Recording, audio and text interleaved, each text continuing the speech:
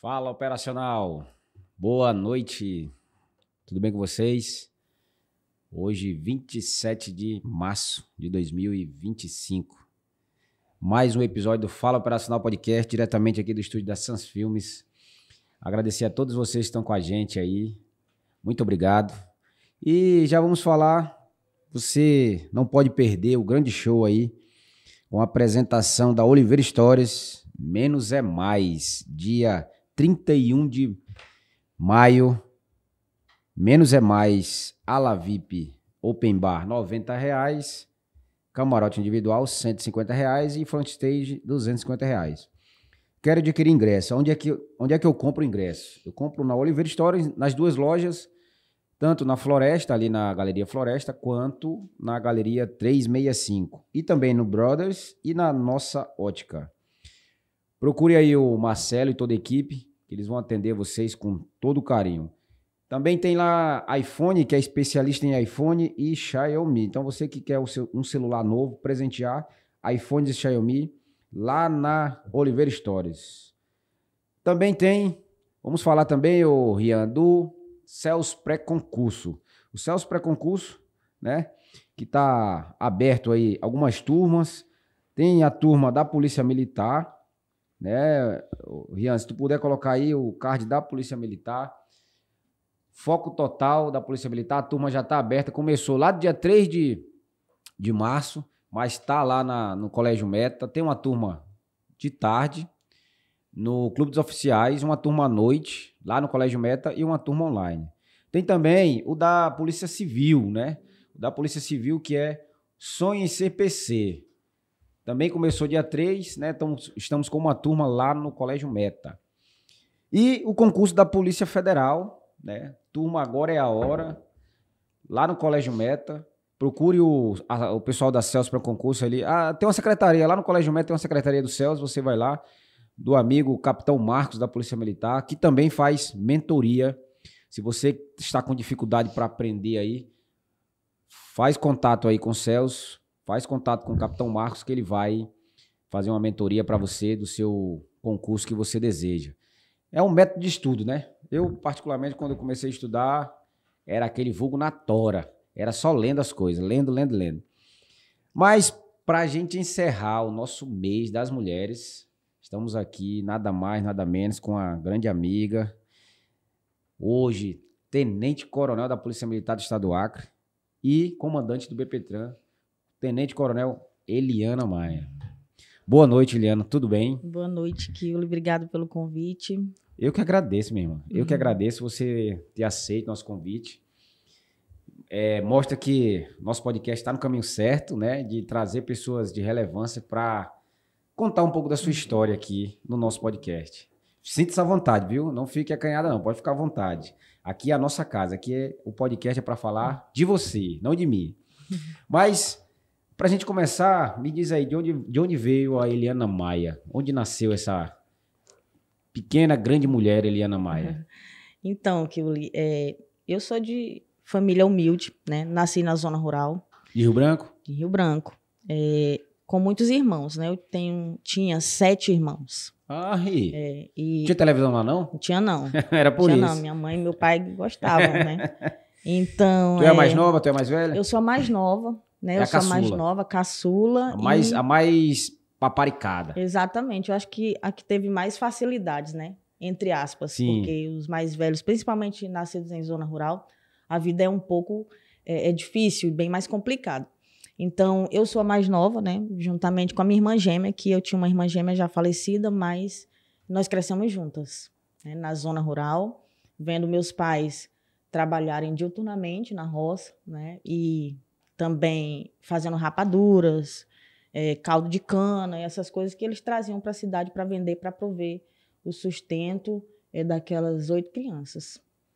E era para onde isso aí? Para que rumo? Era na estrada do Mutum, né? Ali perto do Café Contri. Sei, ali era para ali, sei, na esquerda ali. Exatamente, só que na época não tinha asfalto, hoje já tem, né, um pouquinho de asfalto. Nem tinha casas igual tem para ali agora, não, né? Não tinha, exatamente, então eram 7 quilômetros, né, se a memória não me falta agora, de praticamente um varadouro, Kilo. Era bem difícil o acesso lá. E tu estudava por lá mesmo?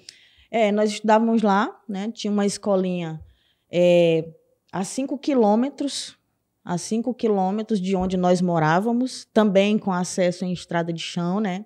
Quando chovia, era difícil, né, chegar na escola, e quando era verão, o sol bastante quente, mas nós íamos e voltávamos a pé. Eu e a minha irmã, com 5, 6 anos, nós íamos e voltávamos para a escola, andando uma média de 10 quilômetros por dia para chegar na escola. Imagino. A gente já consegue ver a dificuldade que é quem mora em zona rural, né? Difícil. É difícil. E hoje, pelo menos, eu acho que alguns locais têm ônibus, né? Para ir buscar, né? Hoje já tem muitas facilidades, né? A zona rural, mas antes não existia isso, a gente ia e voltava a pé mesmo. Eu lembro que numa dessas caminhadas longas que nós fazíamos, com 5, 6 anos, eu lembro que tinha uma senhora que era merendeira lá na escola, e às vezes ela, vendo o nosso desgaste físico, ela ainda tentava nos carregar no colo. Cara, de tão difícil que era na volta da escola. Era o ensino fundamental ali. Era o ensino fundamental. O ensino médio, tu veio pra cá, pra cidade, ou ficou lá vindo pra cá esporadicamente para estudar? Então, como nós éramos as mais novas, quando nós terminamos a 4ª série, né? E naquela época, na zona rural, era tudo junto. Primeiro ano, segundo ano, era tudo junto ali, a 4ª série. Se eu não me engano, eu acho que chamava de colegial, alguma coisa assim. Era todo mundo junto ali, todas as crianças... Todas as séries juntas. Exatamente, todas as séries juntas. E aí, nós tivemos que repetir a 4ª série, porque lá não tinha, né? Na época era a 4ª série, não tinha a 5ª série. Hoje já é o 6º ano, mudou o método, né? Mas nós tivemos que repetir para não ficar sem estudar, e aí no ano seguinte... A minha mãe, para proporcionar condições de estudo para nós, resolveu vender a colônia que nós morávamos e veio morar aqui em Rio Branco para que nós pudéssemos continuar os estudos. E aí, assim, nós o fizemos na escola Neuteu Maia, até o fim do ensino médio naquela escola, no Neuteu Maia. O Neuteu Maia, eu acho que ele sempre teve uma qualidade no estudo, né? No ensino, né? Naquela época era uma escola de referência. Eu acredito que hoje ainda seja, né, uma das melhores escolas públicas. Nós viemos morar no Adalberto Senna, não sei se você sabe que ali onde fica o Adalberto Senna. Sim. Ali no Trevo, né, na entrada do Tancredo Neves. E ali, em várias oportunidades, a gente foi e voltou para o Neuteu Maia a pé também, por falta de condição financeira. Interessante. A dificuldade que a gente consegue ver nos operacionais que passam por aqui, né? Os policiais, né, que passam aqui. A história geralmente é sempre a mesma, praticamente, né? Um ou outro se destaca ali pela mãe ter batalhado, ter condições ali, mas a grande maioria veio mesmo da dificuldade, né? Diante da dificuldade que enfrentou ali, conseguiu superar. E aí terminou o 3º ano no Neuteu Maia. Terminamos lá, eu e a minha irmã. Em seguida, eu prestei o vestibular. Essa irmã que tu fala é a gêmea? A gêmea, que nós passamos. Então, ela morreu recente? Ela morreu de Covid, né? Na época da pandemia. Ah, foi? Foi. Meus pêsames. Exatamente. Rapaz. Aí vocês foram, aí passou no ensino médio, terminou o ensino médio. Isso. Tu resolveu fazer o quê ali, com 17, 18 anos? Isso, 17 anos eu tinha, e nós resolvemos fazer o vestibular para biologia. Antigamente era vestibular, não tinha Enem ainda.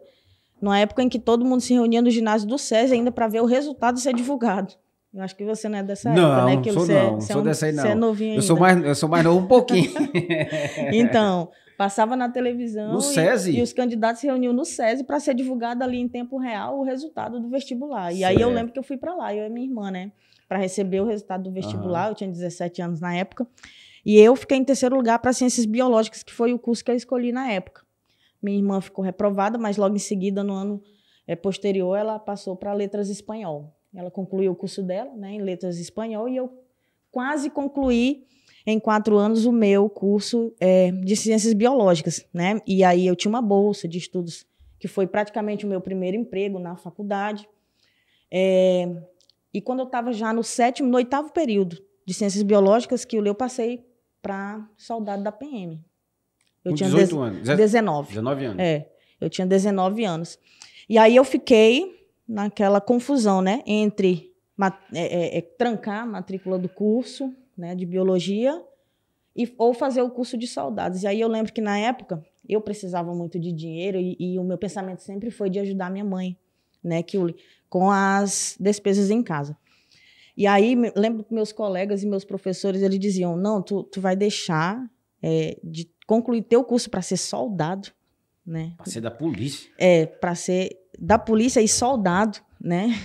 Então, a gente já via aí um certo tipo de preconceito. Né, com a profissão, né? Com ser policial e ainda mais soldado.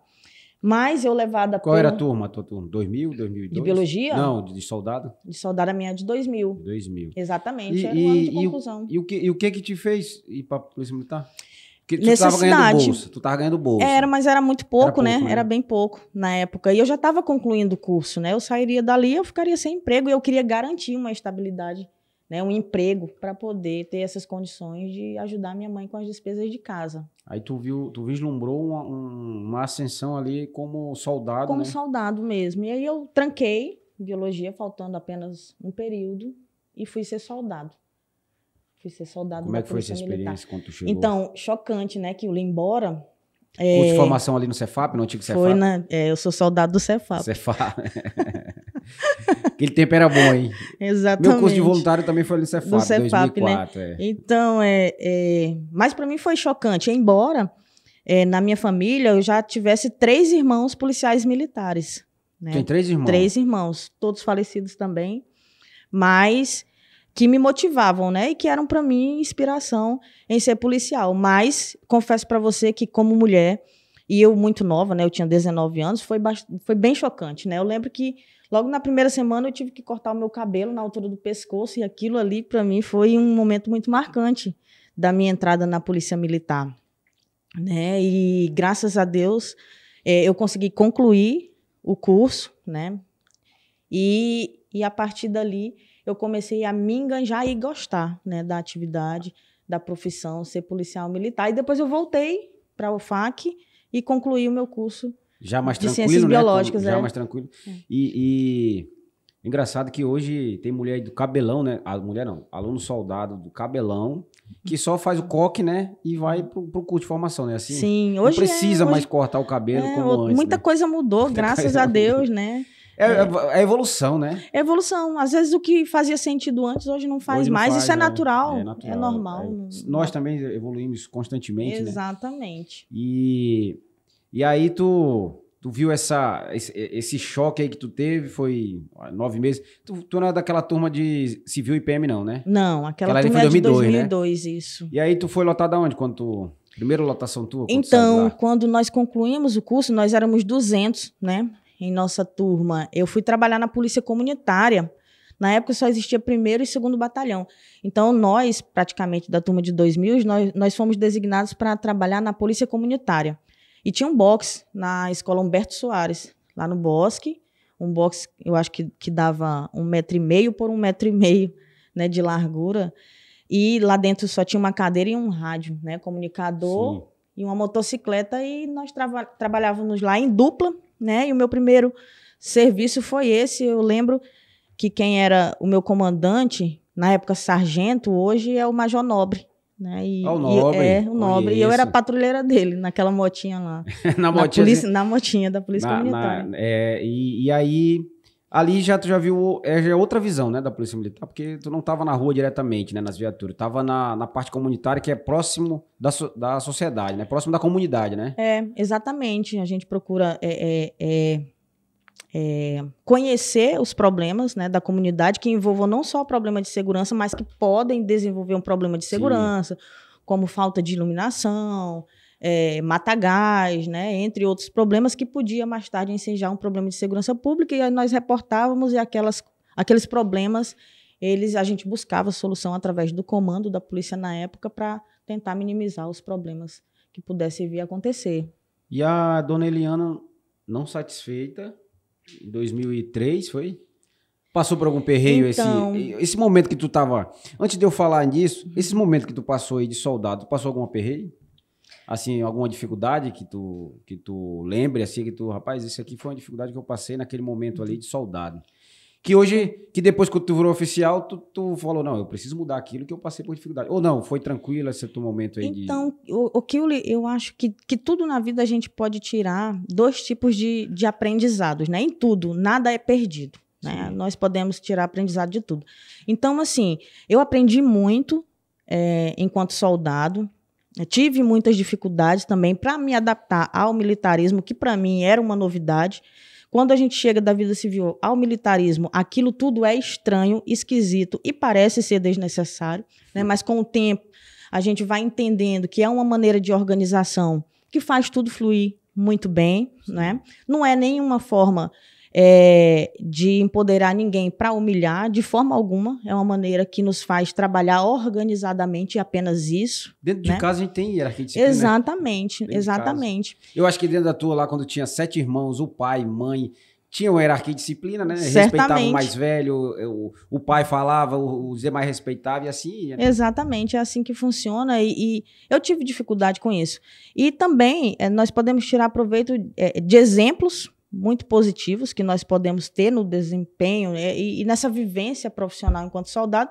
E às vezes a gente aprende também como não podemos fazer ou como não queremos fazer. Né? E isso refletiu muito na oficial que hoje eu busco e procuro ser. Né? Cada dia tentando ser melhor e tratar as pessoas da maneira que eu gostaria de ser tratada. E mais, não fazendo aquilo de errado que eu acredito que eu sofri enquanto eu era soldado ou até mesmo oficial. Te ajudou muito Tu acha que tu tem um diferencial em ter sido soldado? Eu acredito que, tecnicamente, isso me ajuda até hoje, né? Mas, assim, no forjamento do caráter, eu acredito que não, porque pessoas são pessoas, que independente de ser oficial ou praça, nós somos seres humanos, né? Alguns vão ter oportunidades ou não de mostrar aquilo que ele é. Então, assim, eu não acredito que um bom soldado ele vai ser um oficial ruim. E eu também não acredito que um mau soldado vá ser depois um oficial bom. Né? Eu acredito no ser humano que ele é, e se ele é um bom soldado, provavelmente ele vai ser um bom oficial também. Muito bom. E esse passou 2000 até 2000, 3 anos, 4 anos como soldado? Eu fiquei até 2004, né? No final de 2004 foi que nós começamos o nosso curso para oficial, né? Em outubro de 2004. Então, eu fiquei de 2000 até de outubro de 2004 como soldado. Eu creio que tu viu uma ascensão também quando viu o concurso aberto de oficial. Exatamente. Eu lembro que enquanto eu era aluno soldado ainda, né? Eu era aluno soldado e eu sentada naquela cadeira, né, daquelas salas de aula lá do Cefap, e eu sentava na primeira cadeira, né, e eu ficava muito atenta às aulas, e eu lembro que em uma das instruções, se eu não me engano, o Tenente Farias, hoje, né, já da reserva, não sei se você o conhece. Mas, rapaz, conheço muito. Eu lembro que ele ministrava aula de sociologia, e aí eu lembro que um dia, na aula dele, eu pensei, eu serei oficial um dia, né? Só na minha cabeça. Eu seria oficial um dia. E, graças a Deus, né, aconteceu. Né, pouco tempo depois. Que maravilha. E aí fez a prova, demorou mais ou menos quanto tempo para ser chamado? 2 anos? 2 anos. Aí foram chamados. Exatamente. E agora a Eliana como aluna de novo, mas como aluna oficial. Exatamente. Novas responsabilidades. Novos caminhos, novas responsabilidades. Outro choque, poderes. Né, Kiuli? Outro choque. Outro choque? Outro choque, porque eu passei aquele tempo até ali em uma função que exigia de mim apenas a execução. Né? E agora eu passaria a desempenhar uma função de planejar e de ajudar a executar. Né? Porque eu me vejo não só como uma pessoa que manda fazer, pelo contrário, ou que planeja, né? Vamos fazer assim, vamos fazer juntos. O papel, tu falou outro choque, o papel do oficial dentro da polícia militar, né? Ele começa como tenente, né? Sim. Qual é a função do tenente ali? Então, nós, quando concluímos o curso, nós fomos declarados aspirantes, Sim. que é um estágio, né, de 6 meses, intermediário entre o praça, o subtenente e o oficialato. É uma véspera, né, do você ser nomeado oficial. Então a gente ficou aspirante. Existe um quadro de aspirante. Existe um quadro de aspirantes. Aí esse aspirante, a função dele é o quê? Estagiar e aprender a comandar, a ser oficial. Vai estagiar em todos os locais? Em todos os locais, certo. Exatamente. Vendo como é que funciona, né, todos. Sem determinar nada, assim, vamos dizer assim... ele não vai estar à frente de alguma coisa, ele vai sempre estar ajudando alguém que está à frente para determinar auxiliar, alguma coisa. Exatamente, né? Isso, exatamente. Tá, aí tu passou por pelo aspirante, aí vai ser tenente. Segundo tenente. Aí qual é a função do segundo tenente?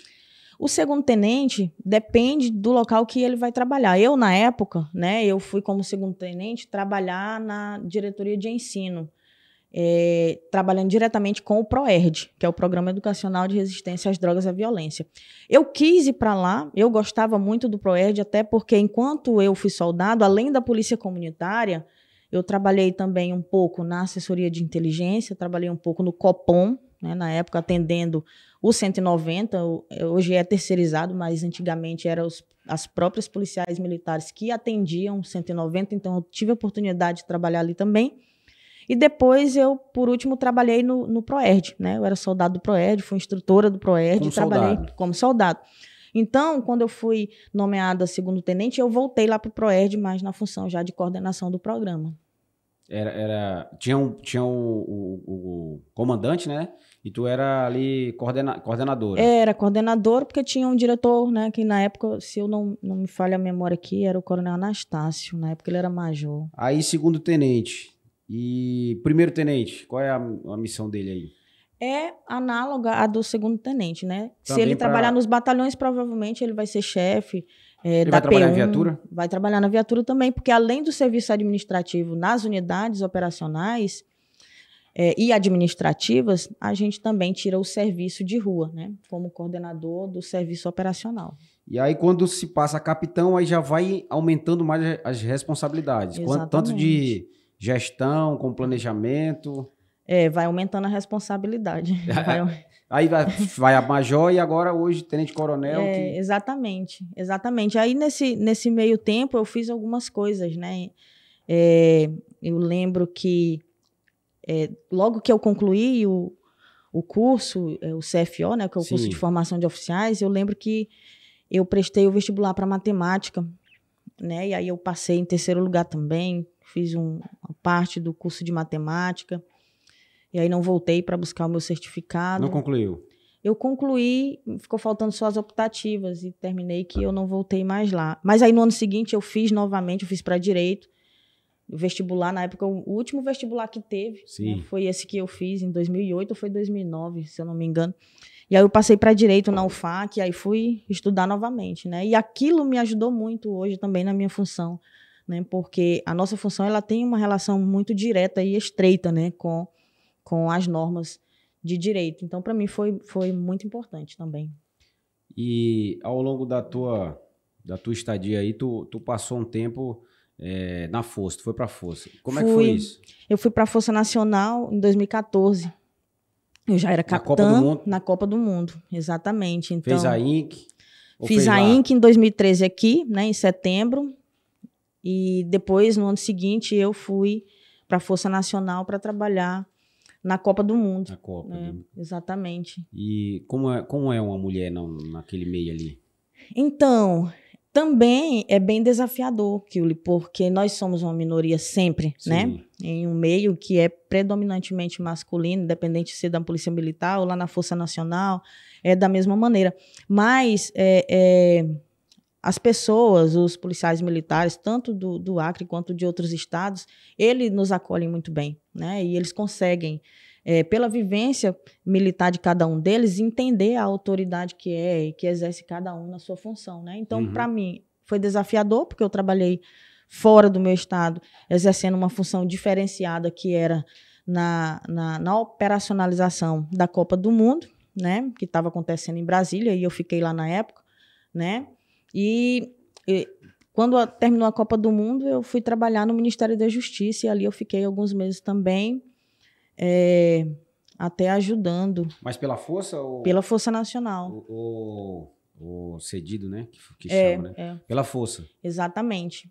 E ali eu terminei meu tempo e fui fazer o CAO, né? Que estava na época de eu fazer o meu curso de aperfeiçoamento de oficiais, que é o que te habilita para ser oficial superior, que é o o posto de major. De major. Exatamente. Então, para eu sair major, eu tenho que fazer o CAO. Exatamente. E para eu sair tenente-coronel, eu tenho que fazer algum curso? Não, o CAO é para sair major e tenente-coronel, né? Tá. E coronel agora tem o CSP, que é o curso superior de polícia. Aí tem que fazer. Já fez? Já fiz. Tá pronta? Tô pronta. Pronto, olha aí, já tá pronto.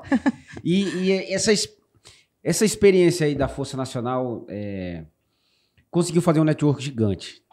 Exatamente, foi bem enriquecedor por causa do network e por causa de experiências que você também tem em interagir com vários policiais do Brasil inteiro. O que tu acha que trouxe para agregar na tua polícia? Na minha polícia, trabalhar ali na Força Nacional, principalmente no planejamento da Olimpíada que aconteceria 2 anos depois, né, no Rio de Janeiro. Exatamente. 2016. Então, eu tive a oportunidade de trabalhar na Copa do Mundo, né, porque ela estava acontecendo, e também trabalhei um pouco na organização da Olimpíada, que são 2 eventos, né, gigantescos, grandiosos, né, do esporte mundial. Então, isso foi maravilhoso, porque dá um mundo diferenciado, porque o planejamento e tudo lá é muito grande, né? Então, são muitas pessoas, os materiais são inúmeros também, e trabalhar com aqueles sistemas que são utilizados lá, que te facilita trabalhar, mesmo com um número muito alto,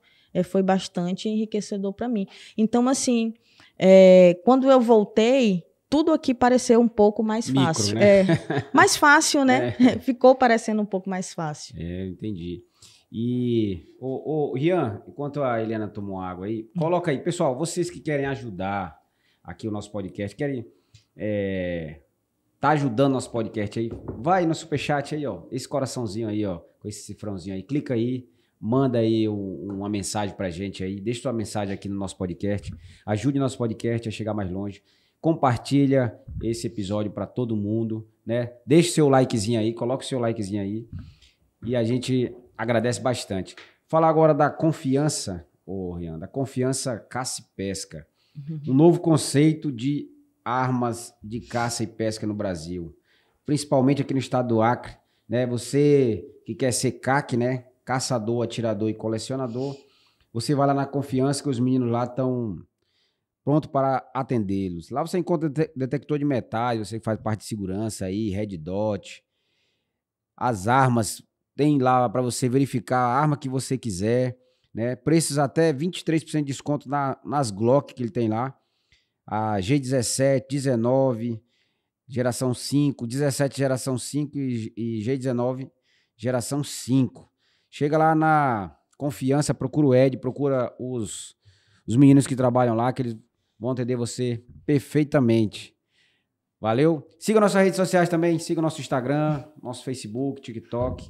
Deixa seu likezinho lá, que a gente vai agradecer muito. Vamos chegar aos 5 mil seguidores esse mês de março, vamos tentar chegar aos 5 mil. Né? Vamos ver se a gente agora, com a Eliana compartilhando aí, a gente chega a 5 mil seguidores. Bora lá. Essa é a ideia. Ô, Eliana, aí quando se formou aí, quando tu voltou da Força, tu foi trabalhar, tu foi comandar algum batalhão ou o BPTran é teu primeiro? Então, o batalhão de trânsito é o meu segundo comando. Qual foi o teu primeiro? Foi o 4º Batalhão, lá em Senador Guiomar. Foi o meu primeiro comando, exatamente. E aí, como é que foi? Primeira vez que tu vai agora tu é vamos dizer assim, no meio civil, agora tu é a chefe de tudo. Primeira vez. Como é que foi essa experiência? Então, vou só fazer uma retórica, porque quando eu cheguei da Força, claro. Kiuli, eu fui ser subcomandante do 5º Batalhão, que hoje é o 3º Batalhão. E lá que na ontem, parte alta. Exatamente, que ontem fez 20 anos, né? Eu tive lá numa formatura bonita, organizada pela comandante atual, Tenente Coronel Cristiane. Então, eu fui subcomandante daquele batalhão quando o comandante era o Coronel Edenê, que hoje está na reserva. Certo. Né? E, para mim, foi enriquecedor também na minha vida profissional, porque até ali eu ainda não tinha comandado nada, mas eu posso dizer aqui abertamente que o Coronel Edenê foi um dos melhores comandantes que eu já tive, que me ensinou muita coisa. Né? E ele sabe disso, que não é segredo. Eu falo sempre que eu o vejo, o quanto ele me ensinou a ser comandante, né? O Coronel Edenê. E ali foi uma escola, né, de comando para mim, ali naquela época que eu voltei da Força Nacional. De lá, eu fui trabalhar no subcomando, né? Passei um tempo trabalhando como ajudante de ordens do subcomandante-geral da época. Geral. Exatamente. Entendi. E aí trabalhei um tempo ali no subcomando e depois de lá eu fui ser ajudante de ordens do comandante-geral. Dali eu fui para a corregedoria. Qual é o papel do ajudante de ordem? É assessorar o comandante-geral em suas agendas e nas suas documentações, né? Que tem muita coisa que passa pelo comando-geral. Uma pessoa sozinha não dá, né? Não dá. É muita coisa. Exatamente. Aí quando eu terminei essas 2 assessorias de subcomando e depois de comando, eu fui ser subcorregedora da Polícia Militar e passei um tempo ali também na função de subcorregedora. Aprendi muito também. Que aí já vai lidar com direito, né? Propriamente dito ali. Exatamente. Direito penal militar, né? Exatamente. Processual penal militar. Muita coisa que eu li ali. E aí de lá eu tirei um tempo porque eu tive a minha segunda filha, né? E aí eu fiquei um tempo fora. E quando eu voltei, eu fui trabalhar mais uma vez na Polícia Comunitária, depois na Diretoria de Ensino, no curso de formação de soldados que teve em 2021, 2022. E dali, no CIEPS. Exatamente, no CIEPS. E dali eu tive a grata satisfação de comandar o 4º Batalhão, né? Que foi um período maravilhoso. Antes de tu falar do 4º Batalhão, tu trabalha mais como subcomandante de um batalhão, ou trabalha mais como um comandante? Como comandante. Trabalha mais. Trabalha mais. Agora, a responsabilidade, claro que eu acho que o comandante, claro, tem a maior responsabilidade, mas como trabalho mesmo assim, porque o que a gente pensa, né? A gente que tá meio um pouco fora aí. Acha que o comandante ali é o que mais fica ali pela vista e o subcomandante ali... Na verdade, o que eu penso sinceramente é que quem quer trabalhar vai sempre trabalhar muito em qualquer lugar, em qualquer função. Exatamente. É verdade. Em qualquer função, tem sempre muito trabalho, né? Eu até quero reformar minha resposta, porque não é que eu trabalhe mais agora enquanto comandante. Eu penso que a minha responsabilidade agora é muito maior. Os dois. Então, assim, eu continuo trabalhando muito, né? Mas agora o peso é maior, até porque atualmente eu acumulo, além do comando do Batalhão de Trânsito Urbano e Rodoviário, eu sou comandante do policiamento especializado. Então, no policiamento especializado hoje nós temos o BOP, o BPTran e o BPA. Né? Então, hoje... como se fosse uma CPE? Exatamente, é isso mesmo, exatamente. Reúne todas as especializadas. Tu comanda isso aí também? Também. Eu não sabia não, isso é novidade para mim. Também. Isso aí é novidade. Então, assim, é muita responsabilidade, né? Comandar todas as especializadas, né? Junto com comandantes excelentes que nós temos lá no BOP e no BPA, eu no BPTran, mas além de cada especializada eu ainda tenho o todo, né, para gerenciar. Quem é que tá no BPA? Que o Cabo que saiu, né? Atualmente o Capitão Randson. O Randson já era sub, né? Exatamente. E o Igor no BOP, Tenente Coronel Igor no BOP. E qual é o outro que tu comanda? O BPTran e a CPE, né? Que engloba as 3 especializadas. Sim. Né? Então, assim, em qualquer lugar a gente trabalha muito, desde que queira fazer alguma coisa. Trabalho tem muito, hein? Exatamente. E agora que eu tô trabalhando mesmo, que eu tô aí já me preparando para ir para reserva, tem que trabalhar mesmo. Que reserva? Olha aí, quer ir nova para... Não pode não, tem que ficar aí mais uns 10, 20 anos aí. Tu é nova para ir para reserva. Quer ir para reserva. Vocês acreditam, a Eliane quer ir para reserva? Não pode, a Eliane é nova demais ainda para ir para reserva. Mas, Eliane, conta aí o 4º Batalhão lá, que é lá no Quinari, né? Então, exatamente. Na verdade, assim, tu falou aí do 4º Batalhão, eu lembrei, aí aquela época que tu tava lá, que a gente levou o COI pra lá, né? Sim, exatamente. Tava fazendo um bom trabalho lá, cara, isso aí eu posso afirmar que eu tive lá levando o COI, enquanto eu tava na Sejusp. Sim. E a gente conseguiu verificar ali como é que tava a produção. Eu acho que tu pegou o do Russo, do Russo foi tu, né? Ou ele pegou de ti? Eu peguei o comando do Freitas, na época do Major Freitas, sim, né? Ele estava no comando à frente, mas depois ele ficou como meu subcomandante, né? Uhum. Então foi isso, eu peguei já com o Freitas.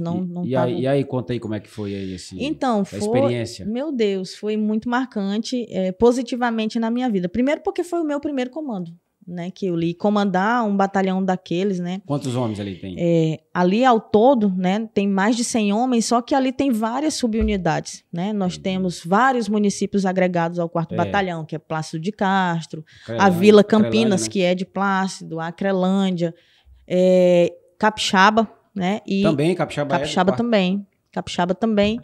E Senador Guiomar, né, com a Vila Campinas, que tem um pelotão lá também. Então, assim, foi muito importante na minha vida, porque ali eu pude entender o que de fato é ser comandante. Porque até então, o Kiuli, é muito bom sempre que a gente tem alguém para perguntar ou para orientar, né? E eu digo até que é mais fácil, né? É por isso que eu estava dizendo sobre o subcomando, que é mais fácil. Porque, Eliana, tu é a comandante, eu sou o sub. Aí o Rian veio falar comigo que eu falei, não, fala o seguinte, fala com a comandante lá, não fala comigo não. Exatamente. Né? Então, isso é bom, né? Isso é bom. Agora quando a Eliana fala assim, não, fala o seguinte, fala lá com o lá, que aí... Exatamente. Isso é muito confortável. Né? Isso é muito confortável e é o que eu costumo falar para quem trabalha comigo, para os oficiais que trabalham comigo. Gente, a melhor coisa que tem é você ter alguém para passar a bola, né? Isso é maravilhoso, porque você passou a bola ali, agora você fica agora tá livre, né? Exatamente. Agora, quando você olha e não tem ninguém para você passar a bola. Sou eu que decido. Agora sou eu, exatamente.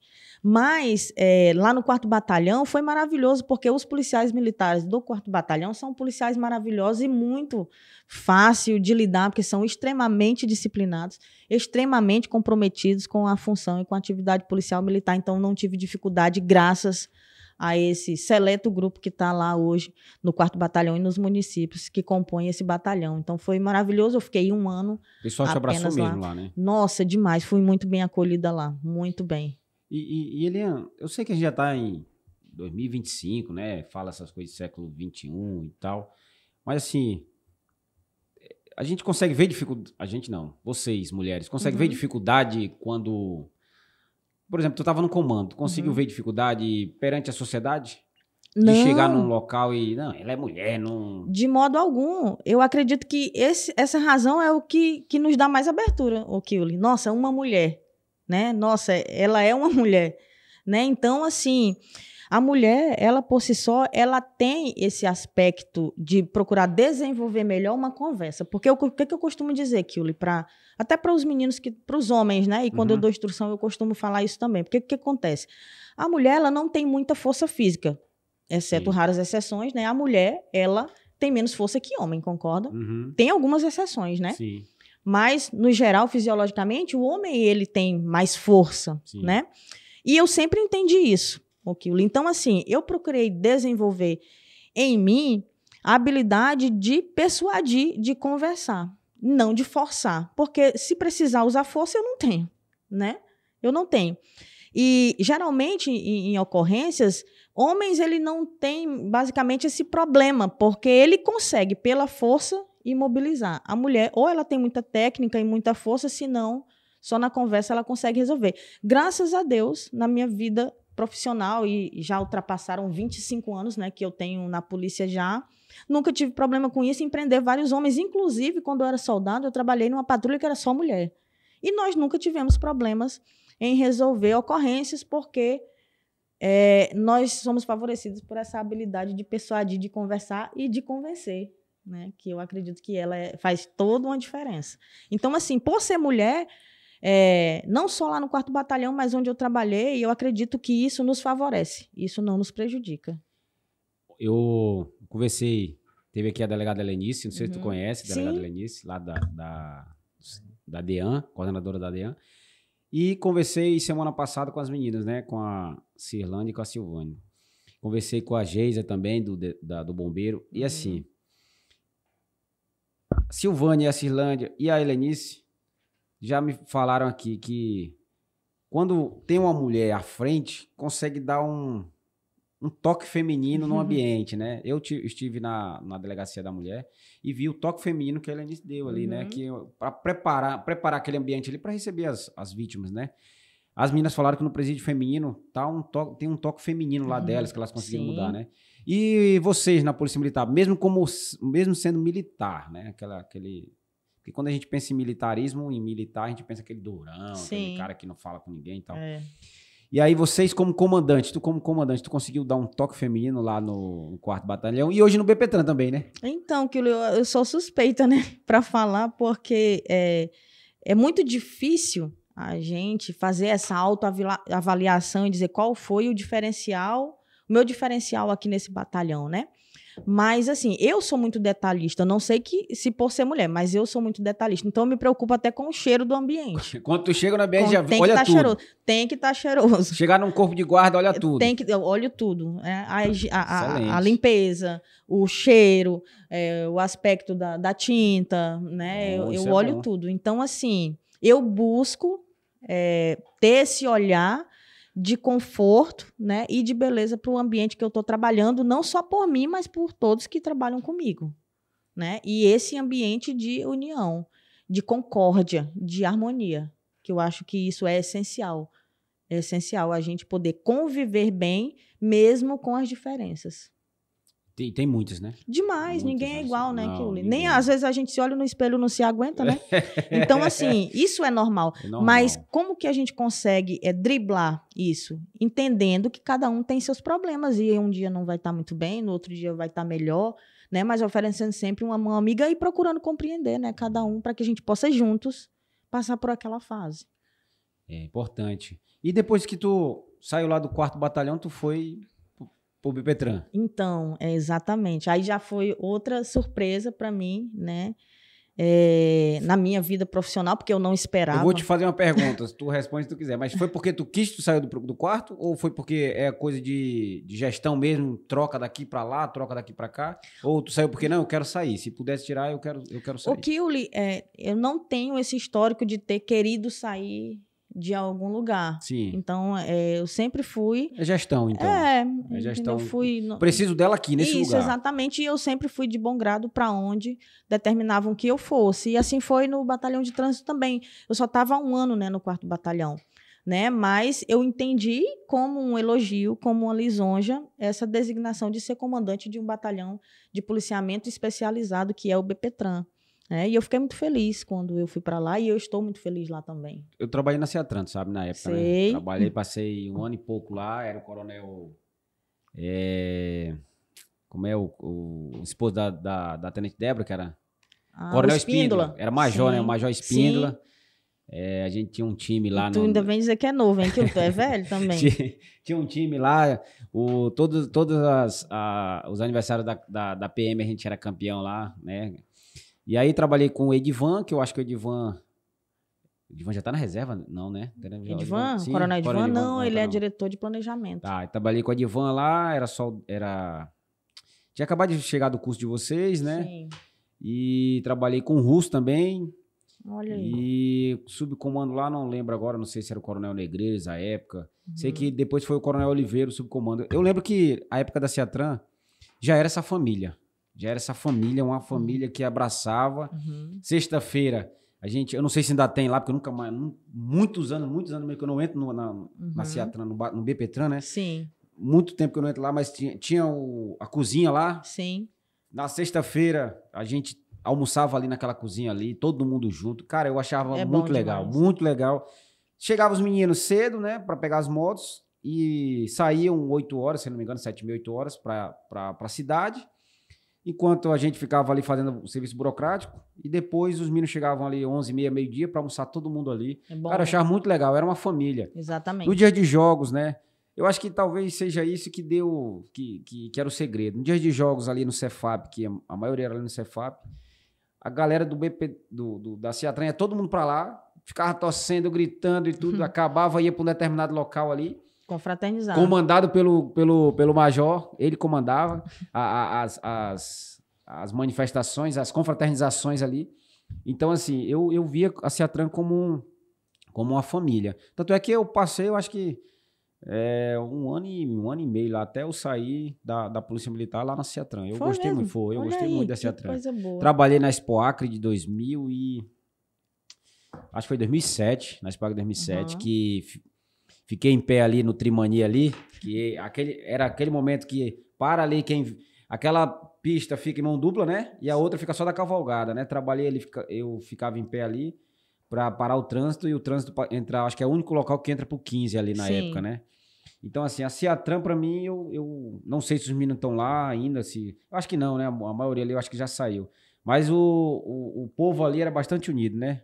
Christian, que era goleiro, Cleide Xavier, que trabalhava ali, Gessé, A Dils, que agora tá em Cruzeiro, que eu conheço a Dils, tá em Cruzeiro do Sul.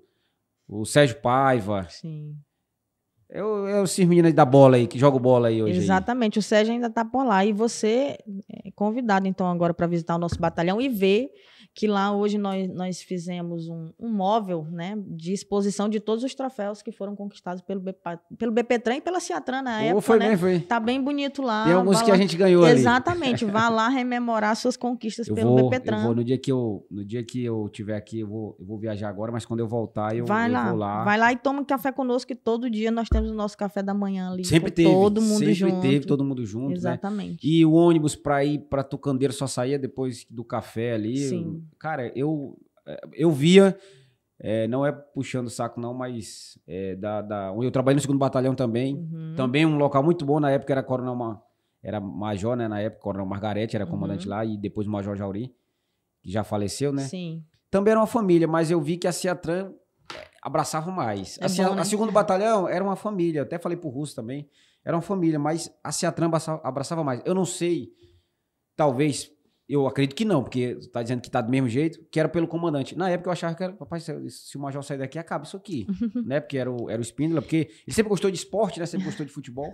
Mas aí você tá dizendo, então não era o comandante, são as pessoas ali, né? Eu só tenho que fazer uma correção. Não tá igual, tá muito melhor. Muito melhor. Tá muito melhor. Pronto, é verdade. Inclusive com reformas que já foram feitas, né? Sim, exatamente. Existe aquela monitoramento lá em cima ainda ou não? Existe monitoramento lá, tá tudo funcionando em pleno vapor. E você já discorreu, né, sobre como é o espírito de trabalhar ali no BPTran. Foi o que eu senti, né? Mas é verdade, Kilo, e o pessoal de lá é muito especial, né? Os policiais militares de lá são incríveis, né? Até pelo trabalho e a natureza do trabalho que esse policiamento especializado realiza, porque o pessoal não gosta muito, né, quando vê uma pessoa de um bonezinho branco na rua, mas é importante que a população ela tenha essa consciência que nós trabalhamos em favor da população, né, buscando diminuir os sinistros de trânsito e ainda mais aqueles com vítima fatal. Então, o agente de trânsito hoje do BPTran,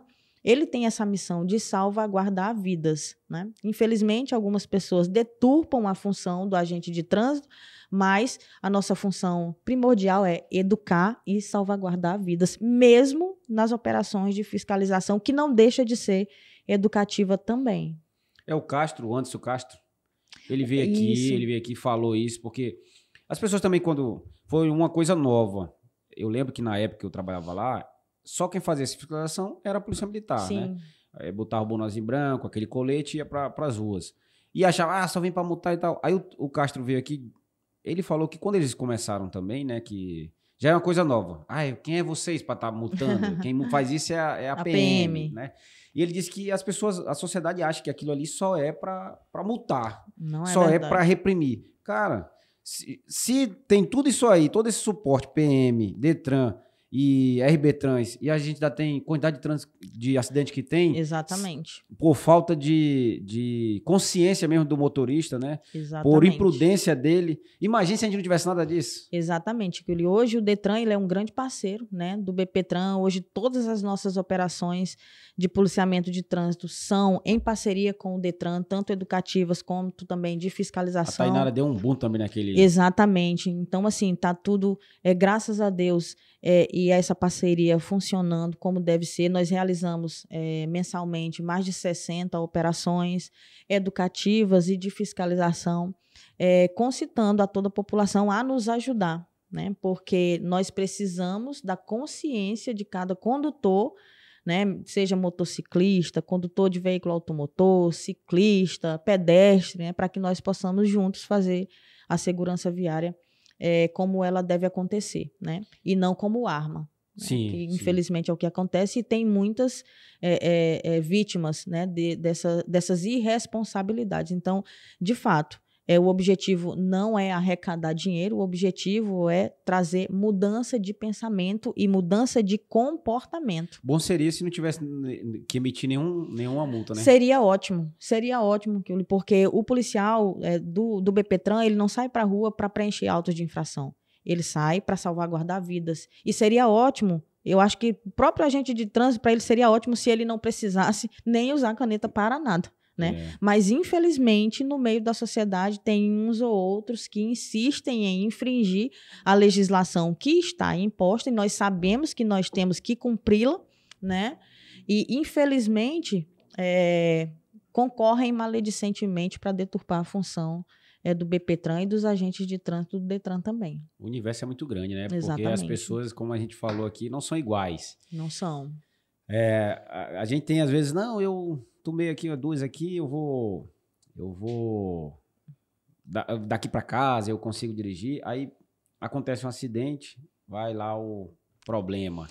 Né? O problema maior é exatamente isso, é perder a vida ou ter alguma sequela, né? Ainda que parcial ou total, já é um problema. E, em segundo plano, eu digo que em segundo plano nós temos o problema do prejuízo financeiro, né? Porque hoje uma autuação de embriaguez ao volante ou de uma recusa, ela beira os R$3.000, né? Aí quando mexe no bolso do cidadão, ele já começa a ver que nós não estamos para brincadeira, vamos dizer assim. Pois é, Kiuli, mas é isso que nós gostaríamos de esclarecer, que o que o dinheiro paga é fácil, né? O que o dinheiro paga é tranquilo. O problema não é os R$3.000 de multa. O problema é perder a sua vida ou matar alguém, a vida de alguém, trazer uma sequela aí definitiva, né? Quebrar a perna de alguém. Isso aí não tem dinheiro no mundo que desfaça, meu amigo. Porque a multa é fácil, você vai lá e paga. Mas Sim. E a vida de alguém que você tirou? E a vida que você pode perder, né? Se arriscando, bebendo e dirigindo? Esse é o problema. Esse é o verdadeiro problema. É fato, isso aí é complicado, né? Então você que beba, não dirija. Hoje tem tanta facilidade aí de Uber, Muitas. Né? De motor Uber. Amigo da rodada. Ônibus, táxi. Sim. Várias formas de você ir para um local e fazer o que você quiser lá e voltar para casa de Uber, de motor Uber, o que você quiser aí, né? Exatamente. E voltando para a parte do BPTran ali, tu foi para lá ser comandante. E aí, como é que foi essa experiência? E quando tu chegou lá, tu já nunca tinha trabalhado no BPTran, na Ciatran, né? Nunca tinha Só conhecia as pessoas de lá, mas ouvia falar e tal, nunca tinha ido para lá. Nunca. E aí, quando tu chegou lá como comandante? Então, eu sempre quis trabalhar no BPTran, eu sempre quis trabalhar com policiamento de trânsito, né? Sempre quis, enquanto eu era tenente, eu tentei várias vezes fazer curso especializado de trânsito e não consegui. Né? Por outros fatores, eu nunca consegui fazer um curso de trânsito. E aí, agora no final da minha carreira, né? Porque eu tô caminhando... Mais uma vez tá dizendo final. Que é isso, eu tive a grata Já comprou apartamento na beira da praia? Ainda não. Já tá...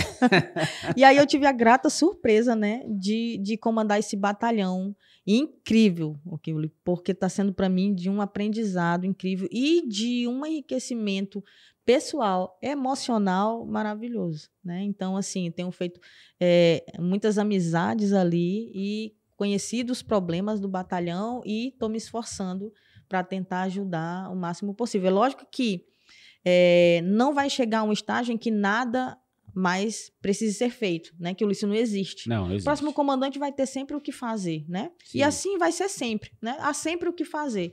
Mas eu estou me esforçando ao máximo para ajudar o batalhão de trânsito e para o próximo comandante assumir lá, vai ser muito feliz também, tenho certeza disso, porque é um dos melhores batalhões que eu trabalhei. E essa experiência de tu comandar essas unidades especializadas aí? Uma mulher comandando essa... Por que eu sempre falo isso, né? Por que eu sempre... Para ficar claro para os meninos que estão assistindo aí. Por que eles só sempre falam que é mulher, mulher? Nós estamos no meio das mulheres. Nós queremos mostrar para você, da sociedade, que não existe diferença. E às vezes as mulheres... Às vezes não.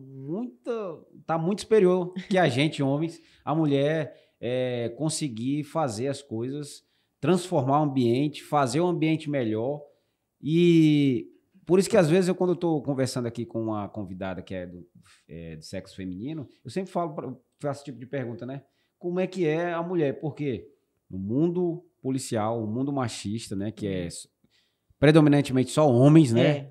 Poucas mulheres, até um concurso. Você vai fazer um concurso, são 300 masculino, 30 feminino, Exatamente. Né? Então, por isso que eu faço a pergunta. E é interessante para as meninas que estão ouvindo aí ver e sentir como... enriquecedor estar numa posição de destaque que está hoje as meninas que passaram por aqui. Hoje, no caso, a Eliana, mas as meninas que passaram por aqui na posição de destaque, né? Eu via, Eliana, como eu vi agora no teu rosto, eu vi o rosto da delegada Lenice, a forma que ela estava falando da coordenação da DEAN, parecia que ela queria, assim... Cara, ela falava com tanto gosto aquilo ali que a gente se sente bem, né? Que talvez, por isso que eu falo, que talvez fosse um homem ali, dizer, tá bom, eu tô lá na delegacia, coordenação da DEAN, tá bom. Você falou de ambiente aqui, eu não quis só te atrapalhar, mas talvez se fosse um homem, se é um homem, quando ele entra num batalhão, ele não repara, eu acho que ele não repara nem alguma coisa que está em cima da mesa. Ele vai e entra, bom dia pessoal, bom dia. Pronto. A mulher não, repara até o cheiro, né? Repara o cheiro, repara o ambiente, repara a tinta, repara o bem-estar de quem está ali. Exatamente. E isso é importante. E ver as mulheres nessa posição que vocês estão, né, numa posição de destaque, é importante. Por isso eu sempre faço a pergunta, e aí como mulher, como é que é fazer isso? Por conta desse meio policial, meio masculino, que as mulheres se sobressaem muito bem e, apesar de ser minoria, consegue dar de 10-0 na maioria. Obrigada, é uma lisonja ouvir isso, que eu li assim, isso é muito importante que você falou, né? Tanto que nossos concursos para oficiais, como não havia essa limitação de vagas para o sexo feminino, nós somos quase 1/3, né, de mulheres na minha turma de oficiais. Somos 11 mulheres numa turma de 36, né? Então, nós alcançamos aí uma percentagem expressiva, né, nesse concurso. E hoje trabalhar com BOP, trabalhar com ambiental e trabalhar lá no BPTran tem sido uma satisfação. Talvez, Kiuli, até exista por parte de um ou outro homem, né, uma dificuldade na aceitação de um comando de uma pessoa do gênero feminino, né? Mas eu não costumo comandar como mulher, embora eu seja uma mulher, né? Eu procuro compreender que nós estamos ali juntos, cada um na sua função, e é importante que cada um faça a sua parte. É o cargo. Exatamente. Eu estou aqui como oficial e tu tá aí como... vamos supor, comandante, tu tá aqui como meu subordinado e eu tô determinando para tu fazer, não é a mulher. Não vejo resistência nenhuma com isso. Os meninos, onde eu trabalhei, que eu nunca tive dificuldade com isso, é como eu tô te falando. Talvez, intrinsecamente, em um ou outro, aconteça um pensamento preconceituoso, né? Entendi. Mas nunca chegaram a expor isso para mim. Então, não tenho dificuldade, graças a Deus, tudo flui muito bem, tanto no ambiental, quanto no BOP, e lá no batalhão de trânsito. E eu posso dizer para você, né? Que bom que você conseguiu compreender a essência do que eu disse aqui, porque eu sou, de fato, apaixonada pelo que eu faço e pelo BPTran. Isso é importante, é importante. E qual é a perspectiva, a expectativa da Eliana aí para o futuro aí? Então, hoje eu sou acadêmica, né? Uma nova graduação. É o que agora que tu tá fazendo? Eu tô fazendo psicologia. Meu pai do céu.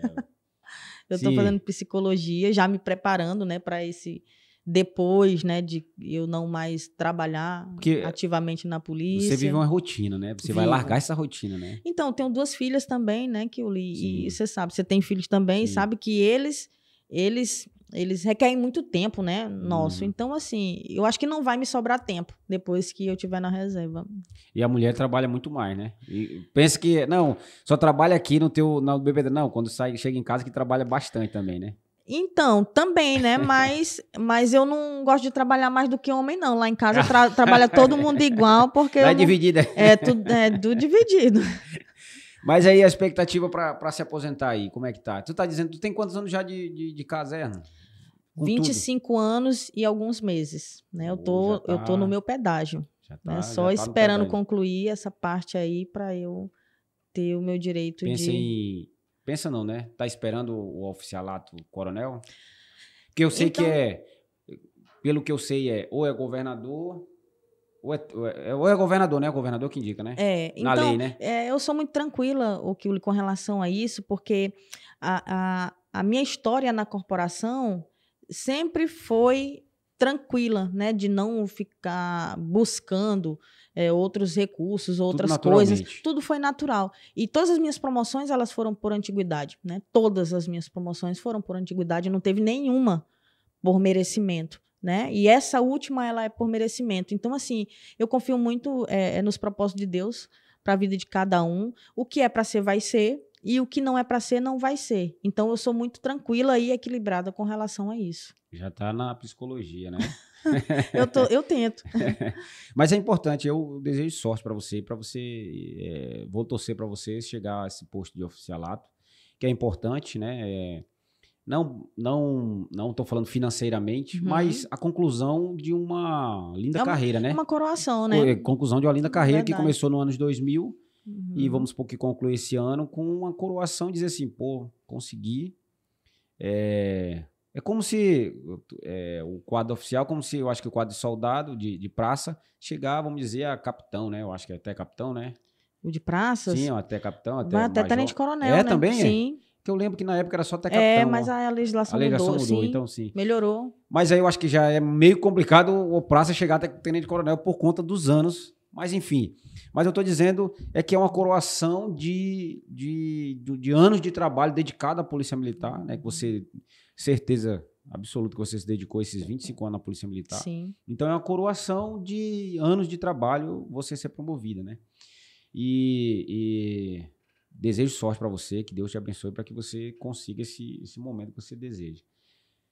Mas me diz uma coisa, ao longo desses anos aí, se tu conseguisse, imagina aí o teu Fantástico Mundo de Bob. Já assistiu o Bob, Fantástico Mundo de Bob? Aquele que fez imaginaçãozinha? Uhum. A tua psicologia aí, de imaginária, que tu olhasse aquela Eliana lá de 2017, 17 anos lá recém saindo do Neteu Maia, indo para a faculdade, sem saber o que fazer, né?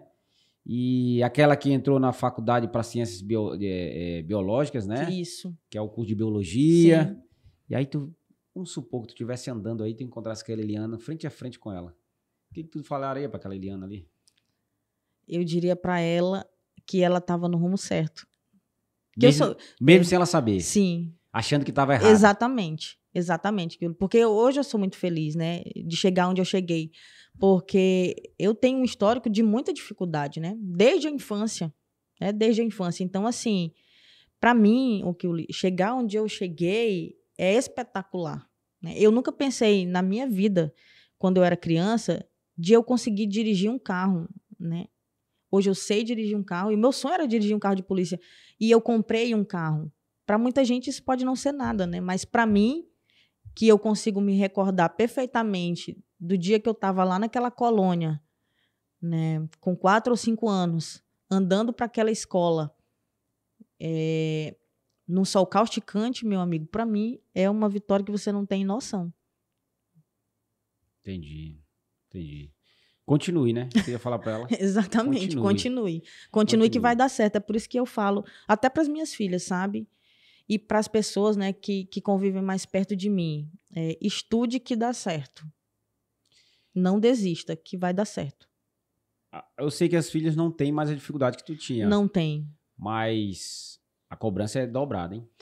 Então, eu procuro inspirá-las, né? Porque a ideia, o que eu tenho na minha cabeça é educar as minhas filhas para que o mais breve possível elas não precisem mais de mim, porque aí é onde eu vou ter mensurado a minha eficiência enquanto mãe, né? Eu quero educar as minhas filhas para elas não precisarem mais de mim o mais breve possível.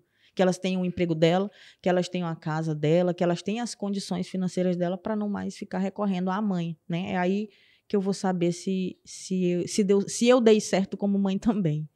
E hoje tu é o suporte da tua mãe? Da tua família? Exatamente. Hoje sobraram 4 filhos, né, da minha mãe. 4 morreram, né? A minha irmã gêmea de Covid, o meu irmão mais velho de Covid também.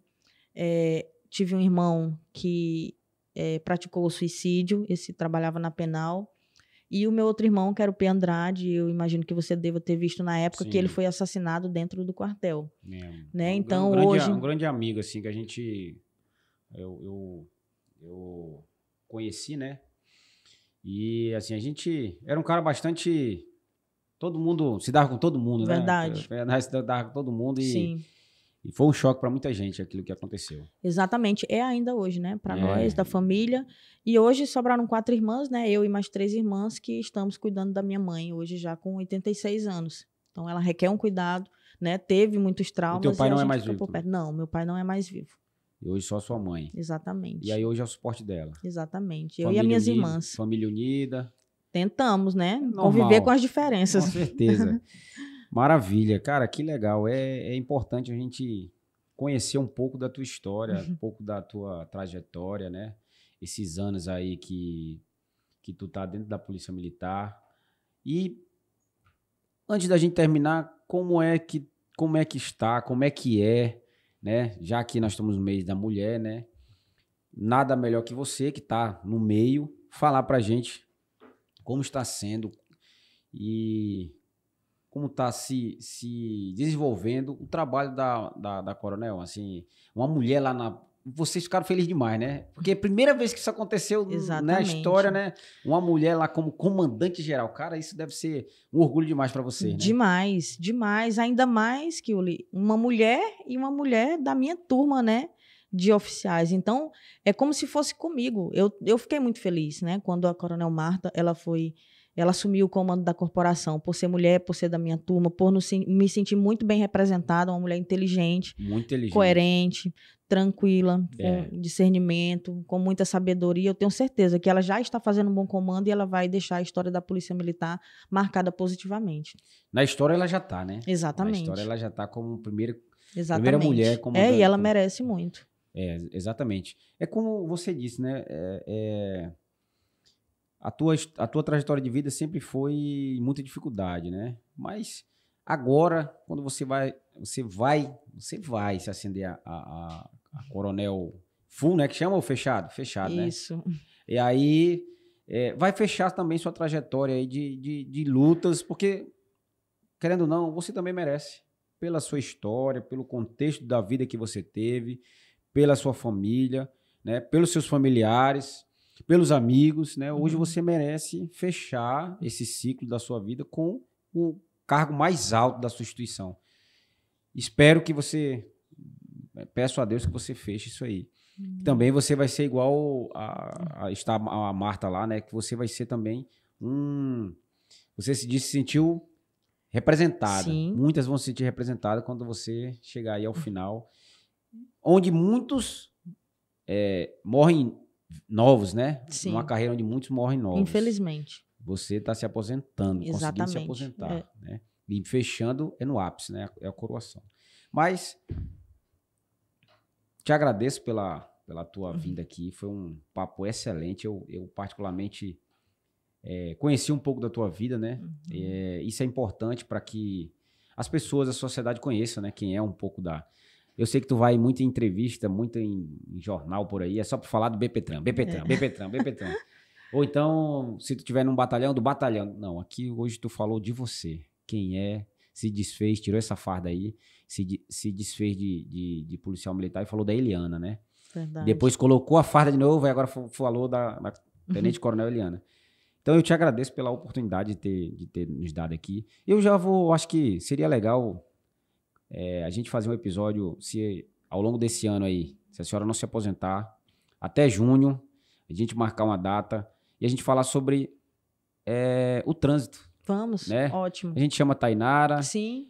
o Anderson, né? Que é os dois ali do Detran. Uhum. Talvez, então a gente pode chamar alguém ali da RB Trans, que aí vem você, aí vem a senhora, vem a Tainara e vem alguém do RB Trans, pra gente falar de trânsito. É importante. Só sobre trânsito. Ótimo. Né? Vamos falar sobre trânsito, falar essas dificuldades que se tem no trânsito, as dificuldades que se tem com a sociedade, mostrar que não é só repreensão, né? Que é educação, né? Em primeiro lugar. E como a Tainara já veio aqui, como a senhora já veio aqui, já não é mais para falar de vocês, é para falar do trânsito mesmo, da função de vocês. Então assim que a gente, se daqui para junho aí a senhora não tiver se aposentada, a gente senta, eu falo com você, a gente marca uma data, eu vou falar com a Tainara, certo. E a gente vem falar sobre trânsito aqui, para todo mundo. Combinado então, Kiuli. Então, Obrigada. assim, eu te agradeço mais uma vez pela oportunidade de estar aqui, agradeço a Polícia Militar, né, que através da Coronel Marta, né, que está fazendo um bom trabalho ali. Agradeço o pessoal do trânsito aí, ao qual tive orgulho de passar por ali um ano e pouco, né? Ali é uma casa muito boa. Recebi o convite de voltar lá, de fazer uma visita. Vou fazer uma visita lá no batalhão de trânsito lá, antiga Ceatran, para rever os amigos e ver novos amigos, né? Fazer novos amigos. E agradecer a senhora por ter vindo. E aí eu deixo aqui um momento aí, 1 minuto, 2 minutos para a senhora olhar para aquela câmera ali e deixar suas considerações finais aí. Então, Kiuli, eu quem agradece, né? Agradeço a todos que tiraram um tempinho para assistir esse momento, né? Que você falou que não foi profissional, mas pessoal. É muito importante, né? A gente receber esse carinho, Kiuli. Para mim é uma lisonja ter sido convidada para esse podcast, que já passaram aqui várias notoriedades, né? Aqui da nossa cidade. Então, muito obrigada. Estou à disposição e assim que for convidada eu retorno. Muito bom. Ô, Rian, bota aqui na tela do meio aí. Vamos para cá. Pegue aí sua caneca aí. Vamos para essa tela do meio aqui. É um tradicional isso aqui nosso no podcast. Às vezes estamos aí Você que está no celular, tira o print. Quem está na TV, pega o seu celularzinho assim, ó. Vai assim, tira na TV aí. Marca aí o BPTran, marca o Fala Operacional, marca a Eliana. Pode marcar aí quem você quiser e quem te reposta. No 3. Olha para aquela câmera ali, né? Dá um sorrisinho e 1, 2, 3.